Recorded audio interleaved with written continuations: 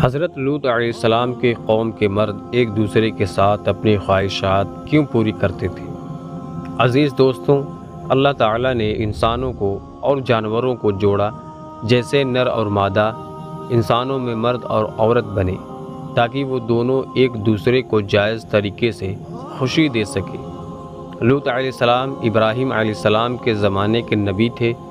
آپ ابراہیم علیہ السلام کے بھتیجے بھی تھے۔ آپ کو اللہ تعالیٰ نے ایک ایسی قوم کی طرف بھیجا جو فلسطین یعنی بیت المقدس کے آس پاس بسی ہوئی تھی، جسے سدوم کہا جاتا تھا۔ یہ سرزمین خوشگوار اور شاداب تھی، اور یہاں پر ہر طرح کا اناج اور پھلوں کی کثرت تھی۔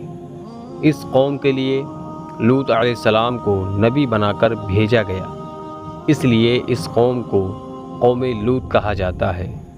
اس قوم میں اس وقت ایک ایسی برائی پائی جاتی تھی جو ان سے پہلے دنیا کی کوئی بھی قوم میں نہیں پائی گئی۔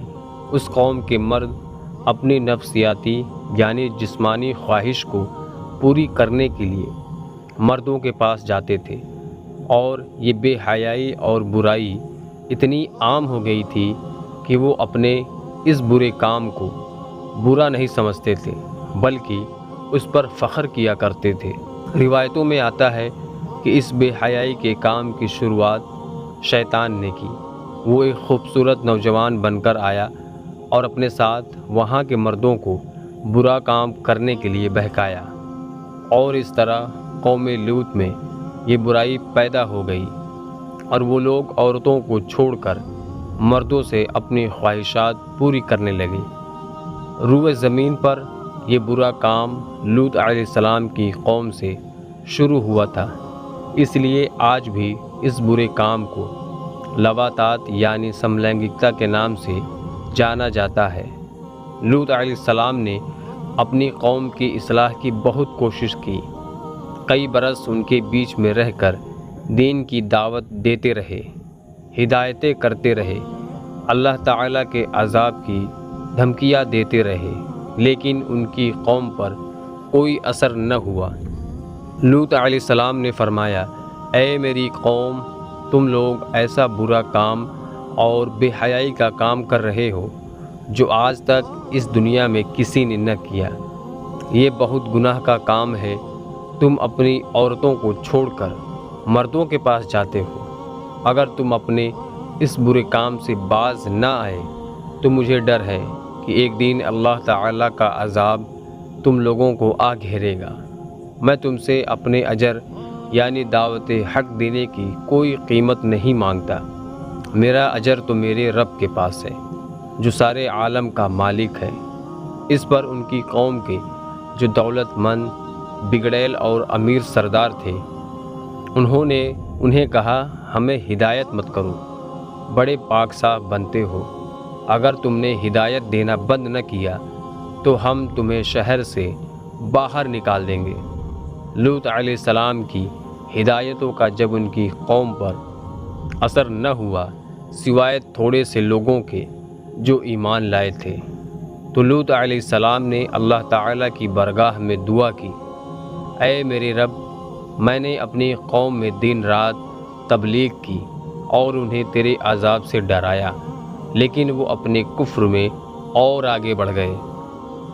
اے میرے رب، اب یہ ایمان نہیں لانے والے، اب ان کا فیصلہ تو ہی کر۔ اللہ تعالیٰ نے قوم لوط کو عذاب دینے کے لیے 2 فرشتے بھیجے۔ دونوں فرشتے جب نازل ہوئے تو پہلے ابراہیم علیہ السلام کے پاس پہنچے، پھر فرشتے شام ہونے سے پہلے لوط علیہ السلام کے پاس 2 کمسین خوبصورت نوجوان کی شکل میں پہنچے، اور وہ ان کے یہاں مہمان بن کر آئے۔ لوط علیہ السلام کو اپنے قوم کے لوگوں کی خباثت کا پتہ تھا، اس لیے جب انہیں اپنی کمسین خوبصورت نوجوان مہمانوں کو دیکھا تو غمگین ہو گئے، اور دل ہی دل میں سوچنے لگے اور کہنے لگے، آج کا دن بڑی ہی مصیبت کا دن ہے۔ ان کو ان کی فکر لاحق ہوئی کہ کہیں ان کی قوم کے لوگ ان کے مہمانوں کے ساتھ کوئی برا کام نہ کر بیٹھیں، اس لیے وہ جلدی سے اپنے مہمانوں کو اپنے گھر کے اندر لے گئے لیکن ان کی بیوی دوڑی ہوئی گئی اور اپنے قوم کے بگڑیل اور امیر سرداروں اور بدکاروں کو اپنے گھر میں آئے ہوئے مہمانوں کی خبر دے دی۔ قوم کے بدماش لوگ لوط علیہ السلام کے گھر آ پہنچے اور لوط علیہ السلام سے کہا، ان لڑکوں کو ہمارے حوالے کر دو۔ لوط علیہ السلام نے فرمایا، یہ میرے مہمان ہیں، میں ان کو ہرگز تم لوگوں کے حوالے نہیں کروں گا۔ تمہیں اللہ تعالیٰ کا واسطہ ہے، میرے مہمانوں کے سامنے مجھے ذلیل اور رسوا مت کرو۔ کیا تم میں سے کوئی بھی بھلا آدمی نہیں ہے؟ اور قوم کی عورتوں کی طرف اشارہ کرتے ہوئے فرمایا، یہ میری بیٹیاں ہیں، تم ان سے نکاح کر لو اور اپنے نفسیاتی خواہشات کو ان سے پورا کر لو۔ لیکن ان کی قوم کے لوگ نہیں مانتے اور یہ کہتے ہیں، تم اچھی طرح جانتے ہو کہ ہم کیا چاہتے ہیں، ہم تمہیں کل صبح تک کا مہلت دیتے ہیں، کل صبح کے بعد تم ہمیں نہیں روک پاؤ گے۔ یہ کہہ کر وہ لوگ چلے گئے۔ اپنی بے بسی پر لوط علیہ السلام کی آنکھوں میں آنسو آ گئے۔ وہ چاہ کر بھی اپنے مہمانوں کی حفاظت نہیں کر سکے، کیونکہ ان کی قوم کے بدکار لوگ تعداد میں زیادہ اور طاقتور تھے۔ لوط علیہ السلام نے فرمایا، اے کاش مجھ میں تم سے مقابلہ کرنے کی قوت ہوتی۔ تب فرشتوں نے کہا، ہم عذاب کے فرشتے ہیں، اے لوط گھبرانے کی ضرورت نہیں ہے، ہم تک تو کیا اب وہ تم تک بھی نہیں پہنچ پائیں گے۔ اللہ تعالیٰ نے ہمیں آپ کی قوم کو عذاب دینے کے لیے بھیجا ہے۔ آپ اور آپ کے ساتھ جو لوگ بھی ایمان لائے ہیں، صبح صادق سے پہلے اس بستی کو چھوڑ کر دور چلے جائیں، اور خبردار کوئی مڑ کر پیچھے نہ دیکھے۔ اب گنہگاروں میں سے کوئی بھی نہیں بچنے والا ہے۔ لوط علیہ السلام اور جو لوگ ان کے ساتھ ایمان لائے وہ صبح ہونے سے پہلے بستی چھوڑ کر دور جا چکے تھے۔ صرف لوط علیہ السلام کی بیوی پیچھے رہ گئی، کیونکہ وہ بھی کافر تھی۔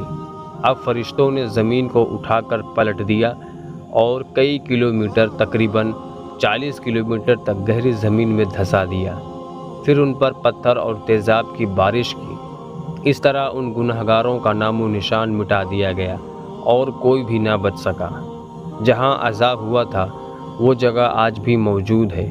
اسے ڈیڈ سی یا مرا ہوا سمندر، بحار مردار اور بحار لوط کے نام سے جانا جاتا ہے، اور آج بھی اس پر جو عذاب ہوا تھا اس کی وجہ سے اس سمندر میں مچھلی تو کیا کوئی مکوڑا بھی نہیں پیدا ہوتا ہے، اور اس کا پانی اتنا نمکین ہے کہ اس کو منہ سے لگا لو تو الٹی ہو جائے۔ گناہگاروں اور نافرمانوں کو اللہ تعالیٰ اس طرح عذاب دیتا ہے، زندگی میں بھی اور مرنے کے بعد بھی۔ لیکن افسوس کی بات ہے کہ انسان ایسی باتوں سے کوئی سبق نہیں لیتا۔ آج کچھ ماڈرن قسم کے لوگ اور یہود و نصارہ اس برے کام کو برا نہیں جانتے اور ایسے برے کام کرنے والوں کو قانونی درجات دے رہے ہیں۔ اللہ رب العزت سے دعا ہے کہ ہم سب کو ایسے برے کام اور ایسے برے خیالات سے بچائے۔ ویڈیو پسند آنے کی صورت میں ویڈیو کو لائک کریے گا، چینل پر نئے ہوں گے چینل کو سبسکرائب کر لیجیے گا، اور اس ویڈیو کو اپنے یار دوستوں میں ضرور شیئر کریے گا۔ تو ملتے ہیں اگلے ویڈیو میں، تب تک کے لیے اللہ حافظ۔